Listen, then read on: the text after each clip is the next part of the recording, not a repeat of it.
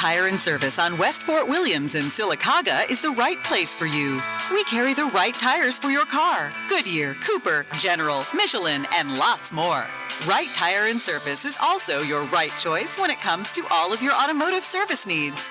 Whether it's an oil change, front-end alignment, brake service, or air conditioner work, make the right choice the first time and stop by Right Tire and Service, Sylacauga. This man is not a mime. He's merely expressing his joy of switching from his old bank to Heritage South Credit Union. His story unfolds through the rare, spontaneous exuberance of interpretive dance, which anyone can learn with a little help from Heritage South. Isn't it time you said hello to Heritage South?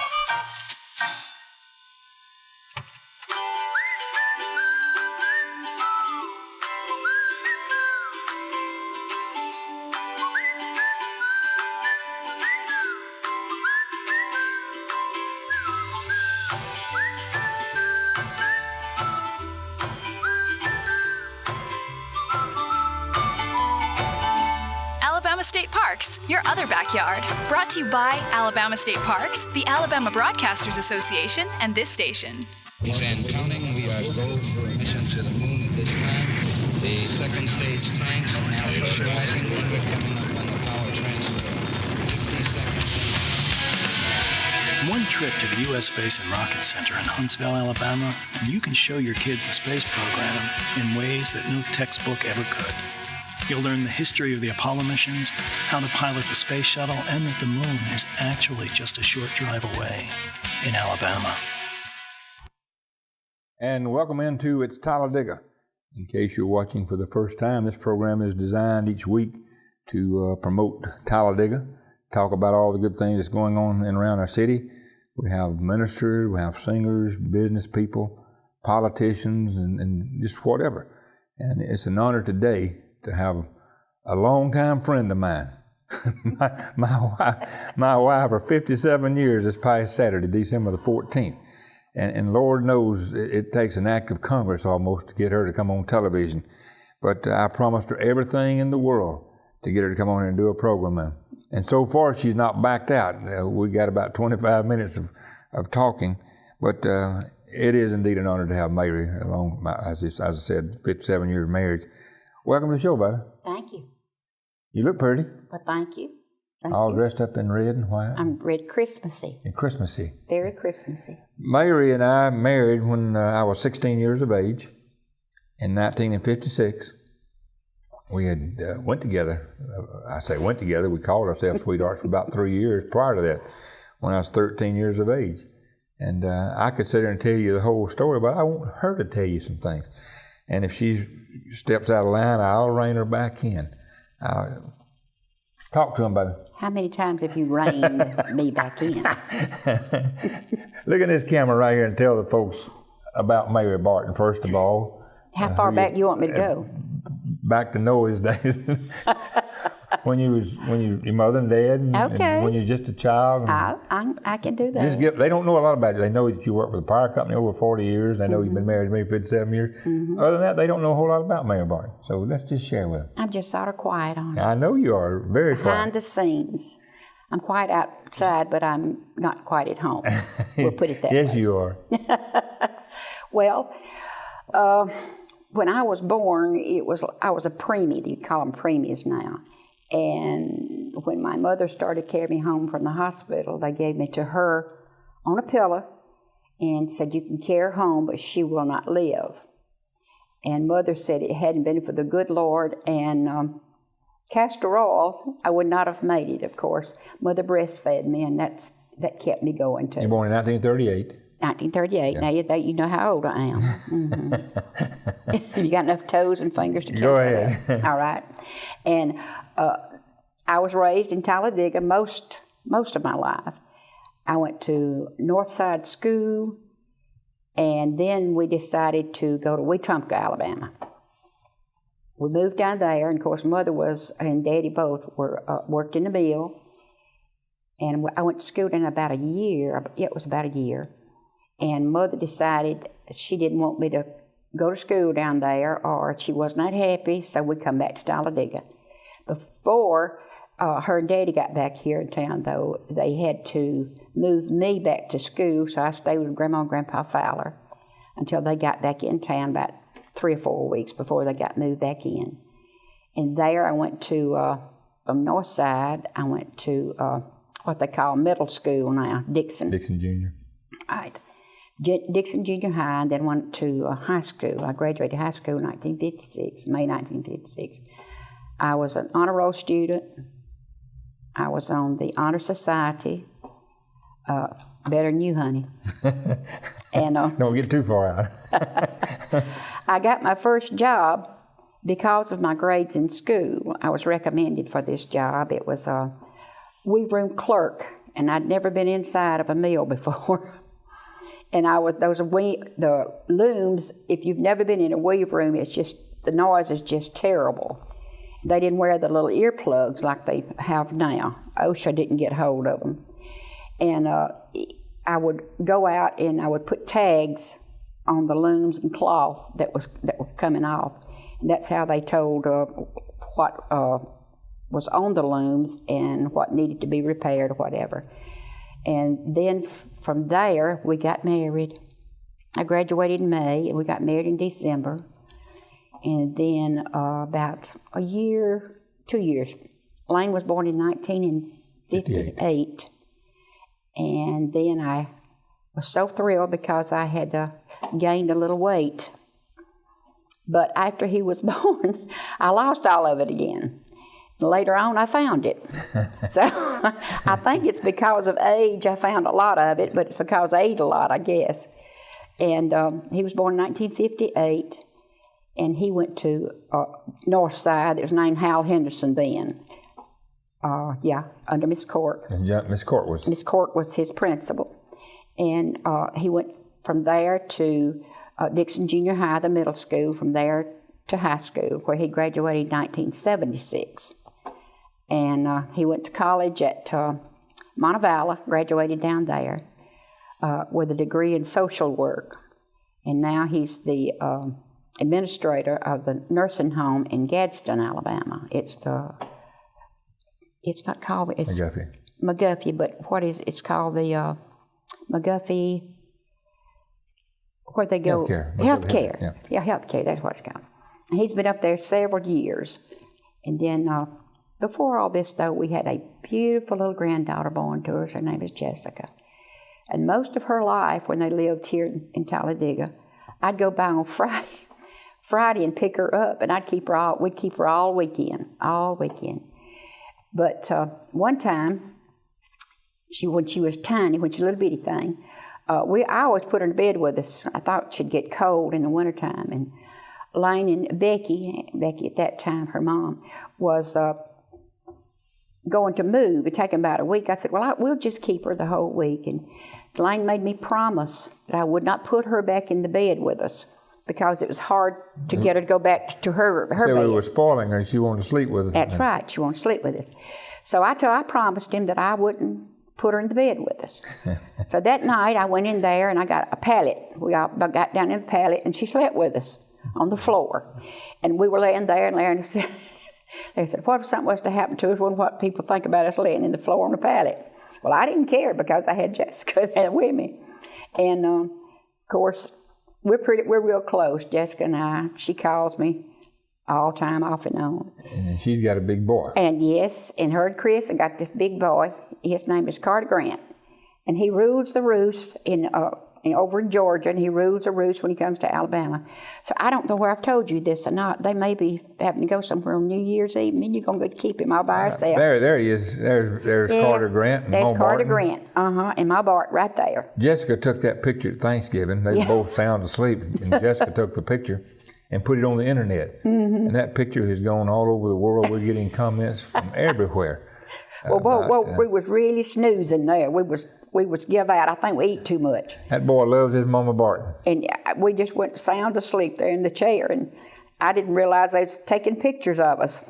But anyway, we just love him to death, and I can't wait till he gets here. We'll show you some more pictures in a little while of our two two little non-humans, Dudley and Choo-Choo, and we may have one other picture. There they are. That's Choo-Choo on the left and Dudley on the right. They're our little non-humans, and we thank the Lord. Okay, there's Papa Barton. And with Carter Grant. And Carter has learned that he can squeal, and one of our Shih Tzus will start barking. And he'll do everything he can to get that dog to barking. That's Dudley right there. That's not Choo-Choo. But okay, now there's where I feeding them pie, lemon pie. Lemon pie. We take the boys out and we walk them, then I bring them back in at nighttime, and I give them a treat, just a touch of a lemon pie. There's where they come in if they're a little bit damp or wet. I take the hair dryer and I blow dry them so they won't get. They sleep with us. They get in bed, and we can't have a bunch of wet dogs in the bed with us. But that's our family life right now. Delane is gone, and of course Jessica lives in Atlanta. Her and Chris. Yeah. And with Carter Grant. But let's digress just a little bit. Mary was raised up. I was raised in Beamiston.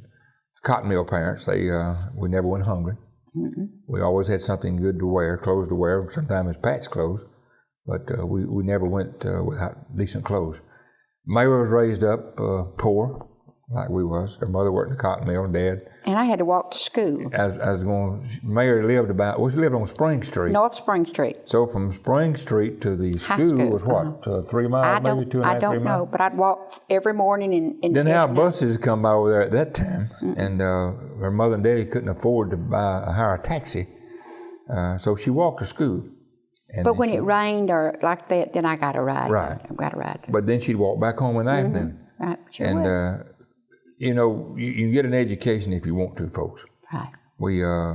She walked to school, walked home, made straight A's, made the honor society. And I know when we got married at 16, I dropped out of school. I was in the 10th grade. I dropped out of school, but shortly thereafter, I went back to school.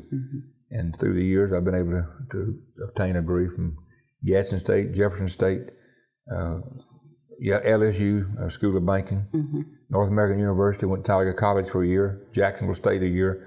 So you can do whatever you want to do, folks. All this stuff about, well, I got circumstances, I can't do this. You can do what you want to do. That's right. And Mayor is a good example that you can achieve in face of adversity.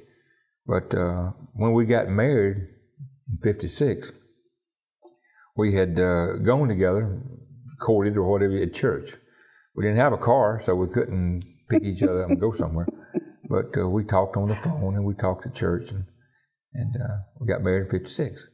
Mary was working at Bachman Uxbridge, she said, at that time, making about $1 an hour, I guess it was. I was working at Winn-Dixie, sacking grocers, making 50 cents an hour. So I tell everybody I married her for her money. But shortly after that, Mary was in a position at the mill that she got me a job down there. And I went to work and making $1 and a nickel an hour, nickel for third shift premium, work at third shift. And I didn't have any sense. I was just raised to work. And sometimes I'd work doubles. I have worked as high as 3 shifts and never go home. People lay out or couldn't work or whatever. They say, you want to work an extra shift? And man, I was making $1 an hour. I was making all kind of money. We didn't have an air conditioner in that little 3-room house, No. $18 a month, $18 a month. Didn't have an air conditioner. We had one of them oscillating fans that blowed the hot air all over, you know. And then we got one to put in the window. We got one put in the window. We graduated the one in the window. Yeah, and of course, I went on to barber school. I went to barbering, and through the years I barbered, worked in the finance company, worked in the bank, and got into politics. So it's been a good ride, but we're going to go to a break, and we'll come back. Someone said, how did y'all manage to stay married 57 years? And when nowadays people can't even stay married 57 days. We got to go to break, and when we come back, we'll talk a little bit about some things we've seen through the years and how we made it thus far. Don't you go in, we'll be right back.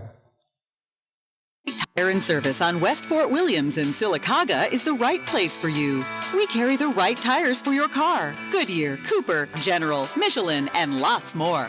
Right Tire and Service is also your right choice when it comes to all of your automotive service needs. Whether it's an oil change, front-end alignment, brake service, or air conditioner work, make the right choice the first time and stop by Right Tire and Service, Sylacauga. This man is not a mime.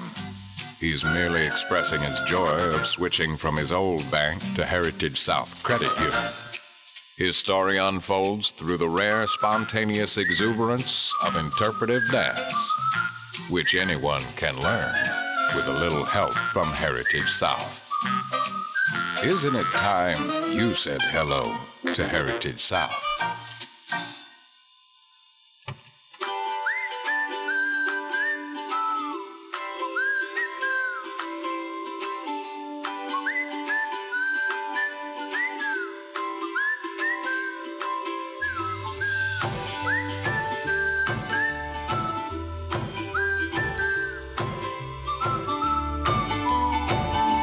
Alabama State Parks, your other backyard. Brought to you by Alabama State Parks, the Alabama Broadcasters Association, and this station.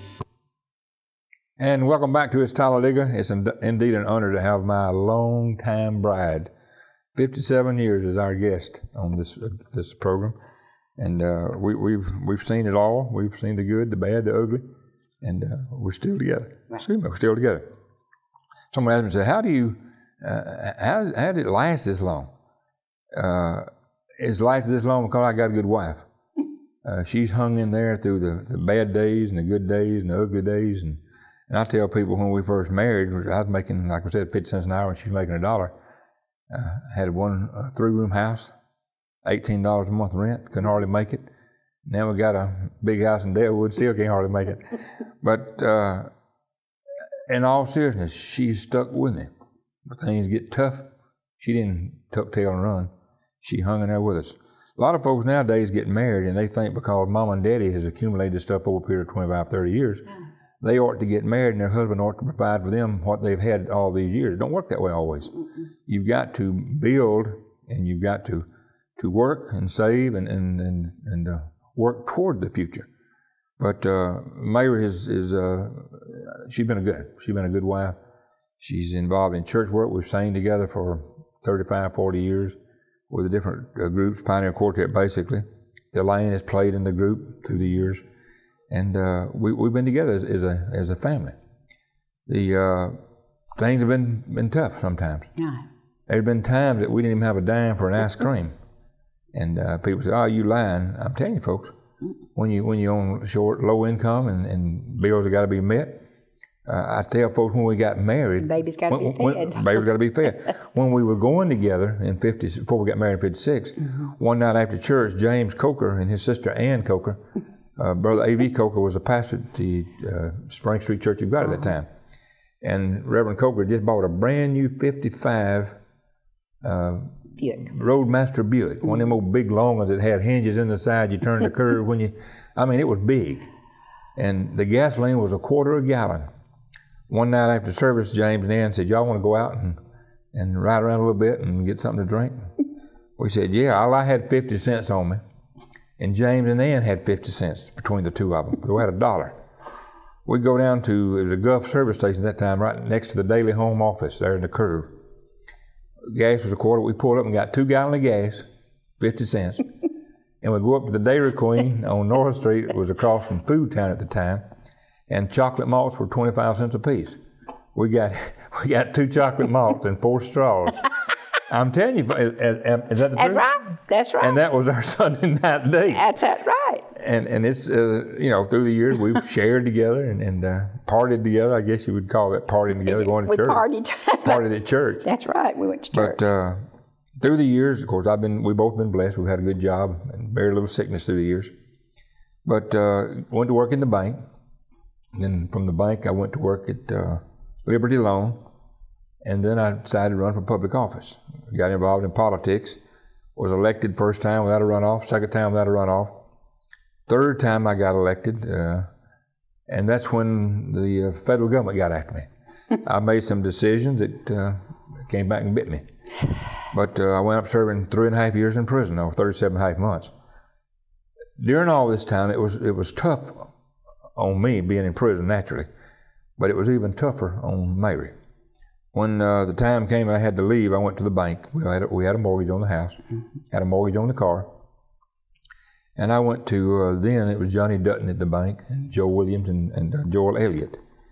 And I went to him, I told him, I said, "There's no way that Mary can pay for the house. there's no way she can pay for the car. I lost my salary, about $40,000 a year income, and she was making what she was making at the fire company, but she couldn't pay the bills. And I said, we'll sign the deed to the house over to you, and we'll give you the title to the car. And Johnny Dutton said, let me think about this. And him and Joe Williams, Joe was at one bank and Johnny was at another bank. And a day or so later, I had about a week before I had to go to prison. About a day or so later, Johnny Dutton called me and said, we've talked to the board of directors and we're not going to take your house. Said, we're going to let you work it out. You tell us what you can do and we'll work with you. They put it on a 6-month note, no payments due. And at the end of the 6 months, Mary had to pay the interest. Did the same thing on the car. And of course, when I got out of prison, went back to work, we paid everything up to date. And then a couple of years later, they loaned us enough money to build the house we're in now in Dalewood. So the good Lord blessed us through all this. But I told you that to say that when I was in prison, I saw a lot of men, after they've been in prison 2 or 3 months, got to getting these Dear John letters from their wife, girlfriends, or whatever, said that we can't make it without an income. So we have moved in with this one, or we moved in with that one, or we married this one, or whatever. And they took tail and run. And I'm not sitting here being judgmental. I don't know what I would have done. If Mayor had we not done what we had done, had the bank not stuck with us, we'd have lost our house, we lost our car. Mayor could have filed for divorce. He could have took up with someone else that had some money, not in prison. But she didn't. She stuck with me. When I was in service 3 years, overseas 2 years, she didn't tuck tail and run. She hung in there. And that's the kind of person that she is. She's very, very loyal. She's very churchy, if you will.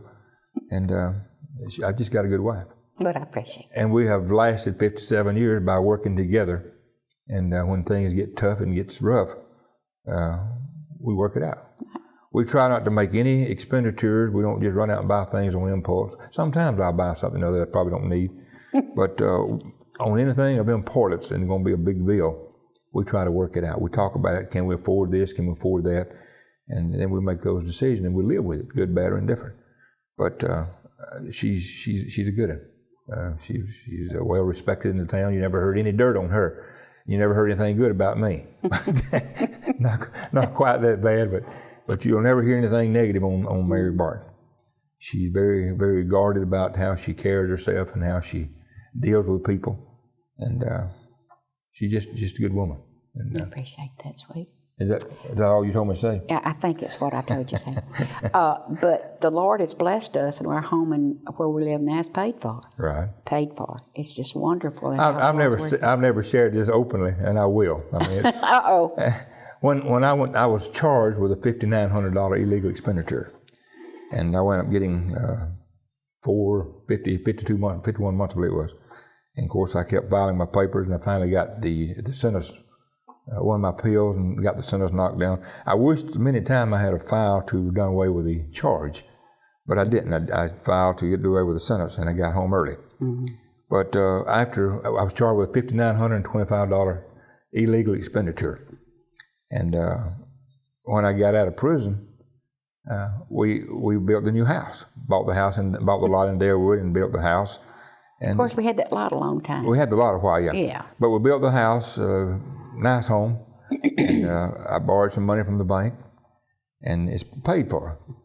But people would come around and say, "Hey, you've been in prison. How you come out of prison and build a $250,000 house, $150,000 house, whatever it was?"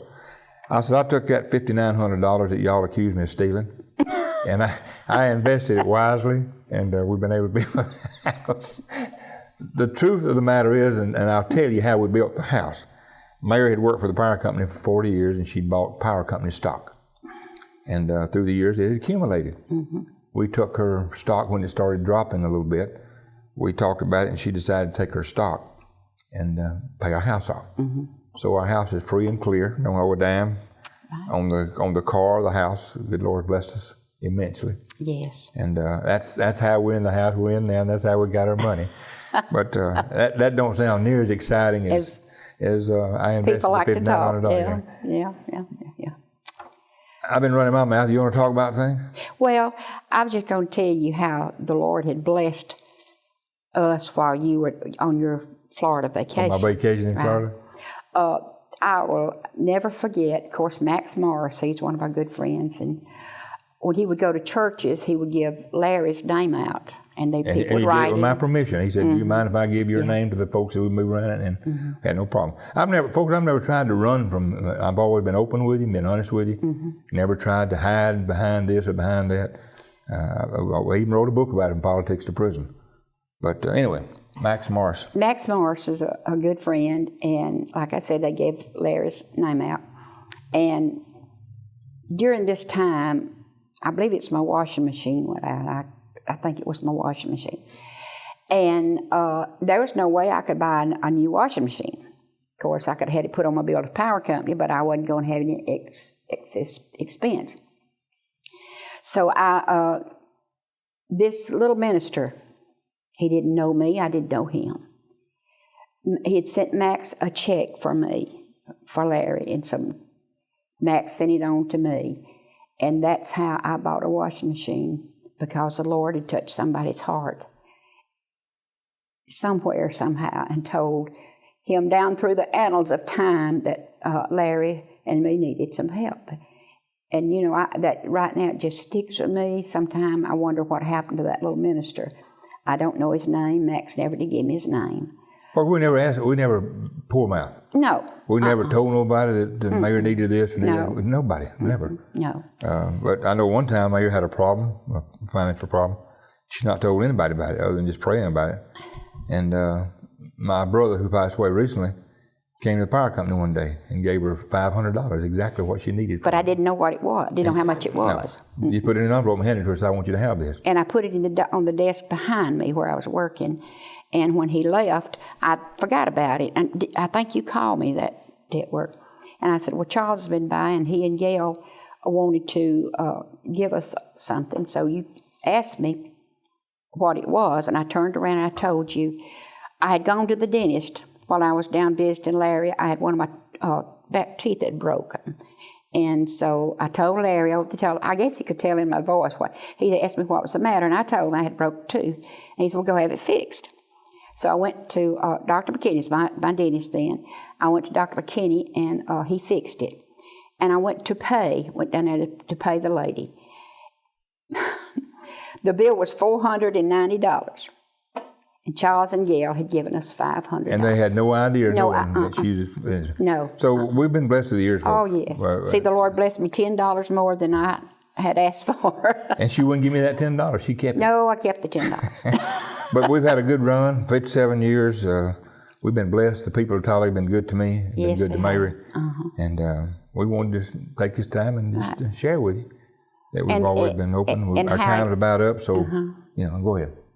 And you want to know how to make to stay together. If you argue... Slap him. No. If you argue, sometimes if he gets to talking, I'll hush up, and he'll hush up finally. But you just don't have to fight and hit and knock and do all that. You can disagree. You can agree to disagree. That's what you can do. I can't thank my wife of 57 years enough for taking time to be on this program.